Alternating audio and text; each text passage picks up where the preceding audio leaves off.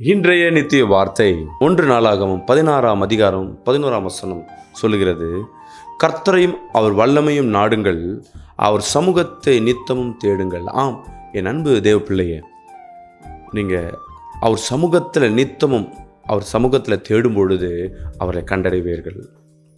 கர்த்தரையும் அவர் வல்லமையும் நாடுங்கள் என்று வசனம் சொல்கிறது. நம்ம சோர்ந்து போகும் பொழுது, நம்ம வாழ்க்கையில் ஜெயிக்க வேண்டுமா, வாழ்க்கையில் சக்ஸஸ் பண்ண வேண்டுமா, வாழ்க்கையில் சந்தோஷமாக இருக்க வேண்டுமா, நீங்கள் தேட வேண்டிய காரியம் வெளியே இருக்க சந்தோஷத்தையும் வெளியே இருக்க வெற்றி அல்ல, தேவனிடத்தில் இருக்கிற வல்லமையை. இன்றைக்கி தேவனிடத்தில் இருக்கிற வல்லமையை தேடுங்க, தேவனை நாடுங்க. கர்த்தர் உங்கள் வாழ்க்கையில் அதிசயங்களை செய்ய போகிறார். ஆமென். அது மட்டும் இல்லை, ஒரு மனிதன் எப்பொழுதும் அவன் வாழ்க்கைக்கு தேவையானவைகளே என்ன பண்ணி கொண்டிருக்கோம், வெளியே தேடிக்கொண்டே இருக்கிறோம். இல்லை, நம்ம வாழ்க்கையில் ஏதாவது நமக்கு பலன் வேணும்னா நம்ம பலன் வேணுன்றதுக்கு உண்டான ஆகாரத்தை நம்ம பார்க்குறோம், இல்லை எக்ஸசைஸ் பண்ணுறோம், இல்லை ப்ரோட்டீனாக எடுத்து சாப்பிடுவோம். வாழ்க்கையில் சந்தோஷமாக இருக்கணும்னா பணத்தை தேடுவோம், என்டர்டெயின்மெண்ட்டை தேடுவோம், சினிமா போவோம், பீச் போவோம், இல்லை சந்தோஷத்துக்கு ஏதாவது ஒரு காரியங்களை வெளியேந்து நாடுவோம்.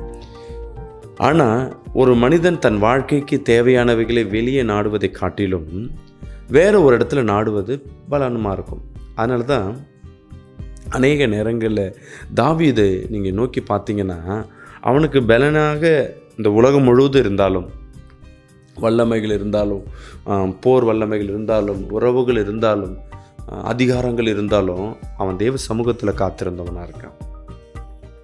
அவன் பிள்ளையும் மனைவியும் பெலிஸ்தர் வந்து கடத்திட்டு போகும்பொழுது நாட்டு மக்கள்லாம் அவனை திட்டுறாங்க, அவனை தூஷணப்படுத்துகிறாங்க. ஆனால் அவன் போய் மீட்டெடுக்க அவன் போகிறதுக்கு முன்பாக தேவனிடத்தில் உத்தரவு கேட்குறான். ஆண்டவரே, இதை இந்த காரியங்களில் நான் போனால் கரெக்டாக இருக்குமா, இந்த டைமில் நான் போனால் மீட்டெடுக்க முடியுமான்னு சொல்லிட்டு தேவன் உத்தரவு கொடுக்குறார், போ பெலிஸ்தர் உன் கையில் ஒப்பு எடுக்கிறேன் அப்படின்னு சொன்ன வார்த்தை கன்ஃபர்மேஷன் வாங்கிட்டு தான் என்ன பண்ணுறான், தேவனை அங்கே போகிறான், எதிரிகளை முறியடித்துட்டு தன் பிள்ளைகளையும் குடும்பத்தை காப்பாற்றுறான்.